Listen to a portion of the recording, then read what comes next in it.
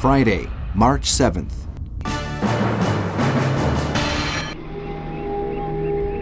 The first ships carrying British forces from North Africa arrive at the port of Piraeus in Athens.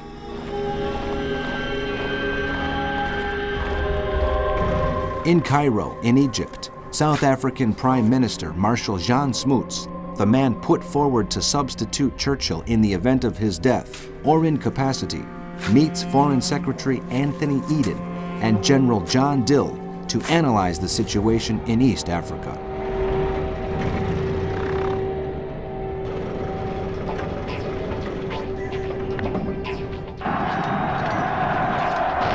In Abyssinia, Ethiopia, the heaviest fighting involving African regulars from the Gideon Force takes place in the region of Gojan. In Italian Somalia, the 23rd Nigerian British Brigade advances along the road from Mogadishu to Jijiga.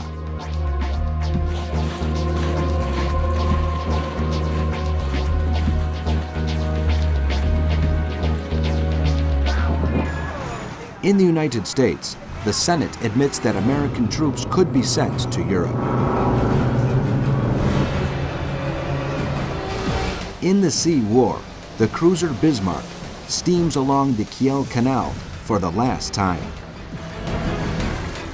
At the same time, a wolf pack made up of U-37, U-47, and U-70 sink 7 ships from the convoy OB-293 in the North Atlantic. After several hours of pursuit, U-70, commanded by Joachim Matz, sinks with all its crew after hitting depth charges of 2 Royal Navy escort corvettes.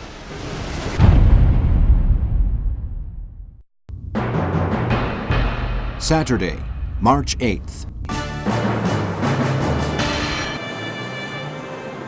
In the United States, the Senate passes the Lend-Lease Act.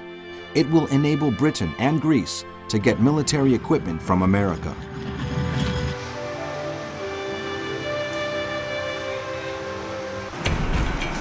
In northern Holland, the German forces of occupation impose martial law to deal with continuing disorder.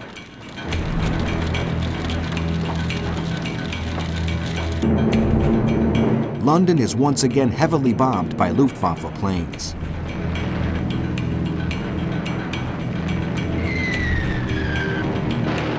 In Berlin, Joseph Goebbels, ignoring his own warnings against over-optimism, declares, "Our victory over Britain will come before the end of the year."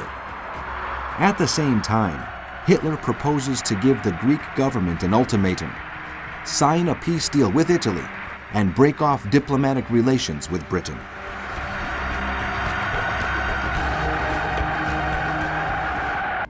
In the naval war, the British destroyer Wolverine sinks U-47, whose captain, Gunther Prien, the hero of the attack on Scapa Flow, is lost along with all his crew.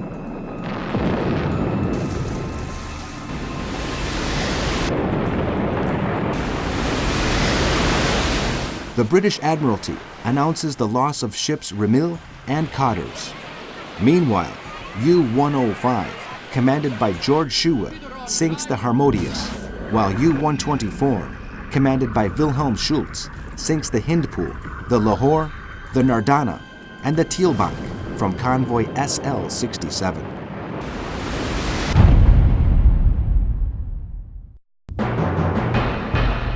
Sunday, March 9th.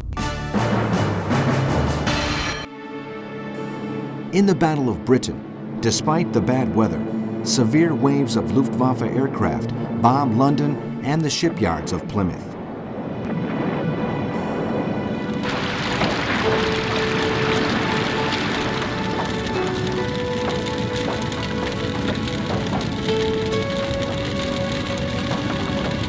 British Prime Minister Winston Churchill, in a meeting with the War Cabinet, analyzes the German occupation of Bulgaria.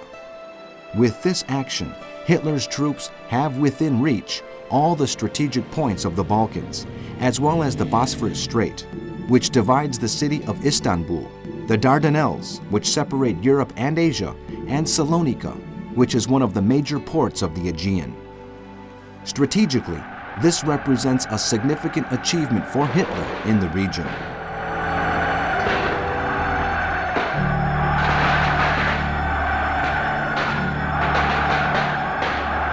In Albania, Italian troops launch a springtime counteroffensive against the Greek army along the banks of rivers Divol and Vijos in northwest Greece.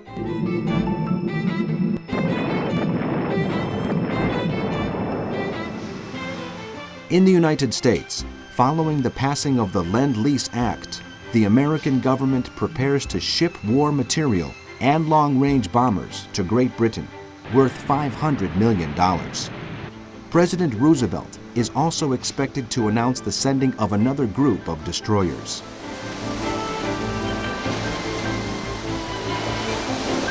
In China, Chiang Kai-shek rejects the communists' request to participate in the government.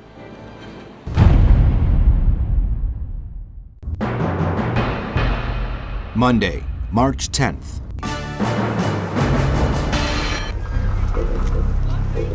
In Vichy, France, Robert Murphy, the U.S. representative to Pétain's government, signs an agreement with General Maxime Weygand, the French delegate general to North Africa, guaranteeing to supply French colonies in North Africa despite the British blockade.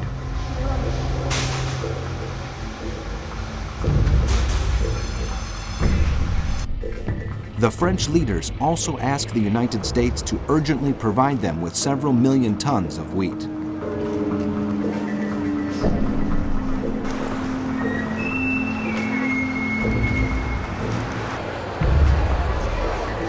In relation with the British blockade, Admiral François Darlan, the head of the Vichy government and acknowledged successor to Pétain, declares in a speech that the Germans are more benign and understanding than the British when it comes to human rights.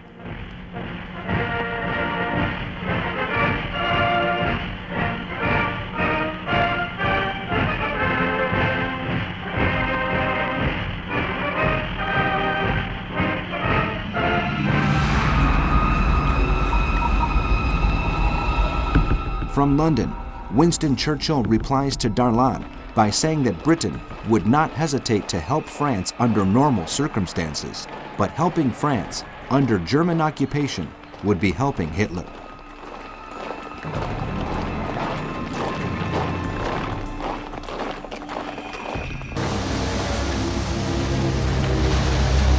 In the Battle of the Atlantic, U-552, commanded by Eric Rapp, sinks the Icelandic freighter Reykjavík.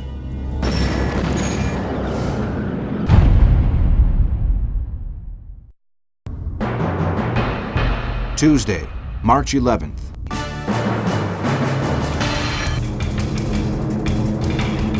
In the Battle of Britain, Luftwaffe planes attack the port and shipyards of Portsmouth, while RAF bombers target the industrial areas of Cologne.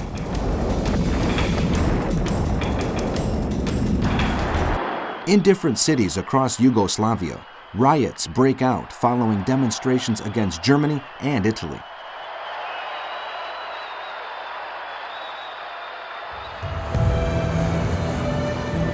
In the United States, President Roosevelt signs the Lend-Lease Act. After the signing, the American leader orders the urgent shipment of war material to Britain. The United States has given up its neutrality and becomes the great arsenal of the democracies.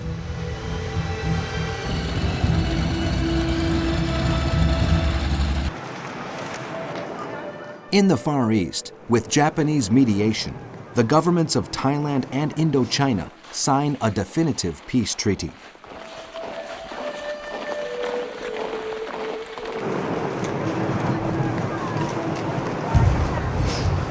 From Tokyo, the Minister of Foreign Affairs, Yosuke Matsuoka, sets out on a visit to the governments of Moscow, Berlin, and Rome.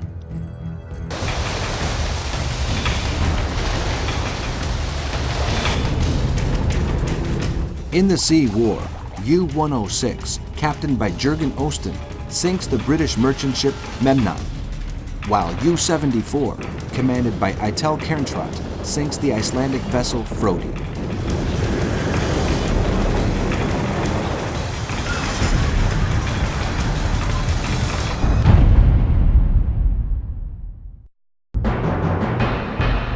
Wednesday, March 12th. In the United States, President Roosevelt asks the House of Representatives to agree to a $7 million loan to help Britain.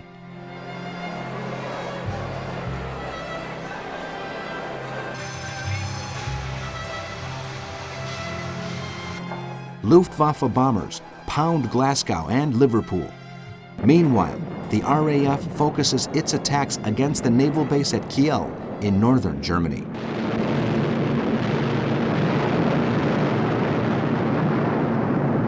In London, Winston Churchill expresses his gratitude to the American people and President in the House of Commons following the passing of the Lend-Lease Act, something which the Prime Minister says Britain will never forget. Of the people of the United States. In North Africa, the fronts remain stable. In the Eastern Theater, in Abyssinia, Ethiopia, the Allied advance continues, while in Italian Somalia, the British pursue the Italian troops after occupying Silber, north of Mogadishu. The press in Tokyo gives detailed coverage of the visit of the Foreign Minister Yosuke Matsuoka to Moscow, Rome, and Berlin, announcing that Matsuoka will convey to the different leaders he meets his theory on world peace based on the spirit that inspired the foundation of the Japanese Empire.